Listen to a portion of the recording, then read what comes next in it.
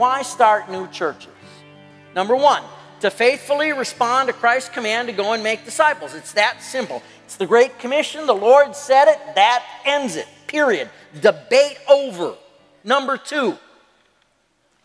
That's it. Number one. We can sit down, I think. But while I'm here, let me give you a couple others, all right? Number two, so that the next generation will be Christian.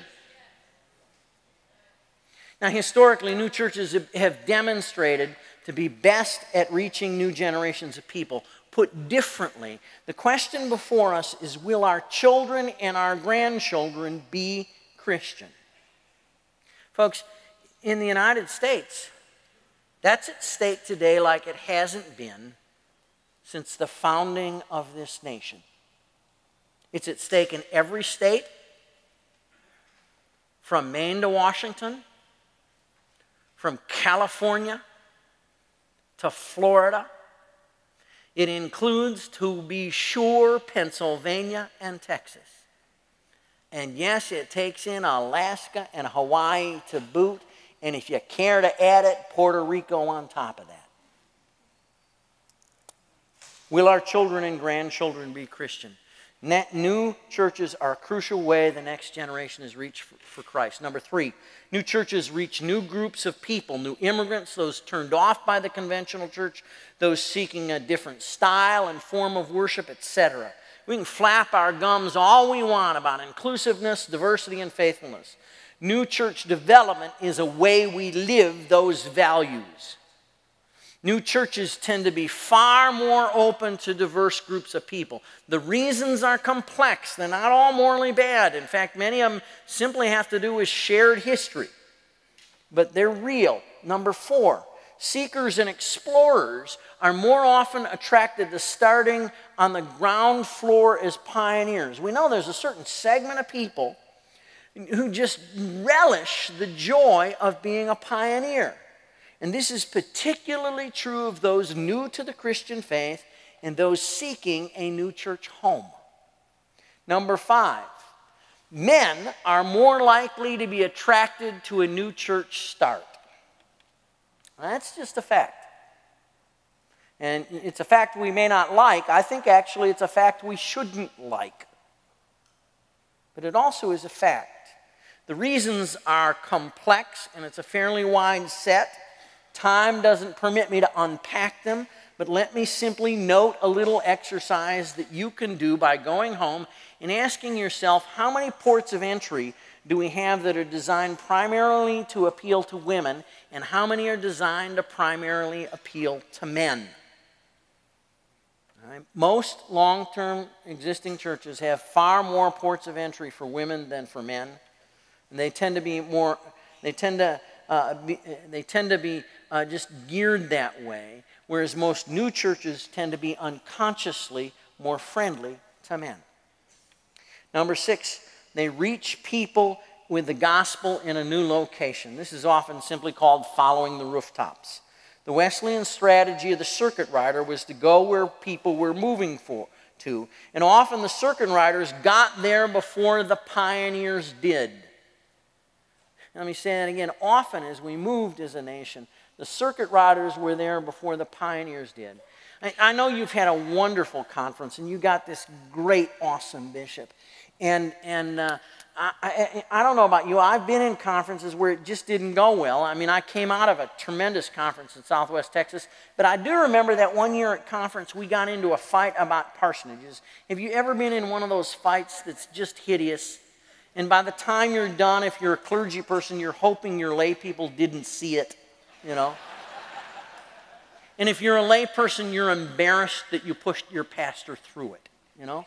It was one of those kind of conference fights over parsonages and standards and what ought to be in them and all that kind of thing. And it was the kind of thing where the whole conference just lost in the deal. And my wife and I, with another couple, he's a Methodist minister down in Austin, serving a church down there today, and his wife, the four of us with our 4 children went on a vacation together, and we were camping, and we were following the Oregon Trail out west, so that eventually we ended up out in the Tetons, in Grand Teton National Park, camping as a part of that vacation.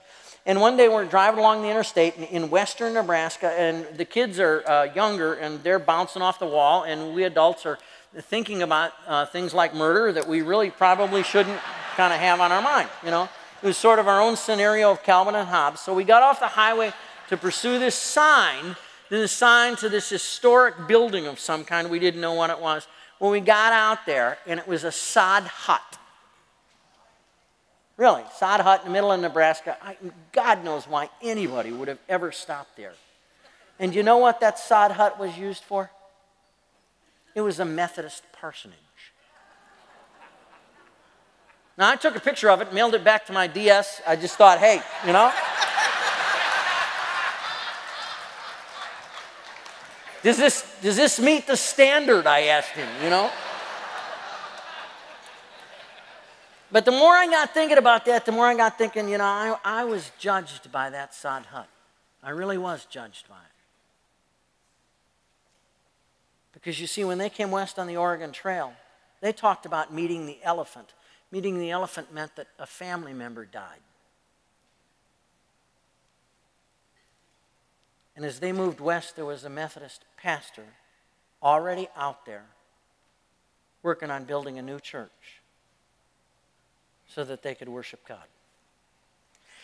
And I think we're on number 7. I think we build new churches to spread a faithful Wesleyan theological perspective of the Christian faith that combines evangelism, converting people to faith in the Lord Jesus Christ, and social holiness, the ministries of love, justice, and mercy. I talked about this yesterday. I think we desperately need what the Wesleyan movement has to offer. Spiritually hungry and starving people are often choosing to eat moldy bread because they perceive their choice to be one between no bread or moldy bread. And I think we represent a biblical and theological faithfulness that desperately needs to be shared. Number 8, existing churches are motivated to renewal efforts by the establishment of new churches in their community. Let me say number 8 again. Existing churches are motivated to renewal efforts by the establishment of new churches in their community. This is a kind of fascinating thing, but I got to tell you, the research on this is really pretty firm. It's not just really pretty firm, it is firm. Now, what happens is that new churches actually end up being our research and development department. They have more freedom to experiment, and they do some really dumb things. I know I've done them, okay? But they also do some really creatively different things that we desperately need. And existing churches in the area often learn from them, and often themselves are motivated to redouble their efforts at outreach, both missionally and in terms of evangelism. They challenge church culture that is evangelistically atrophied. And interestingly, many existing churches tend to resist new church development, yet amazingly enough, the data is that they benefit from it. We have clear, evidence-based research done by Lovett Weems at Wesley Theological Seminary and Don House, an economics professor from Texas A&M, of multiple conferences in Methodism across multiple jurisdictions, which demonstrate that on balance, existing churches do not lose members to new churches, to a new congregation of the same type outside a 5-mile distance. Carefully here, some people will still drive 10 miles to go past an existing church to the other. But just on balance, when you kind of shade it all out, it tends to be statistically insignificant. Now, I know it doesn't feel insignificant when it's your friend who leaves and goes, but statistically it actually is. Number 9, denominations as a whole are renewed by the percentage of new churches in their total numbers of churches increase, and as they do. And so if you look at that, what that means is whether you're Presbyterian, Methodist, Lutheran, Assembly of God, Roman Catholic, Greek Orthodox, Baptist of any of the varieties, it doesn't matter, Independent Bible, that the percentage of new churches increase, the total percentages. Now the river really then does flow beyond us. And I want to invite you to let the scriptures here soak into you, that the next generation might believe. the children yet unborn. Psalm 78. And rise up and tell their children so that they should set their hopes on God and not forget the works of the Lord, but keep his commandments. You'll receive power when the Spirit comes upon you. Acts 1:8. Then fasting and praying and laid hands on them and set them off. The Antioch strategy, Acts 13.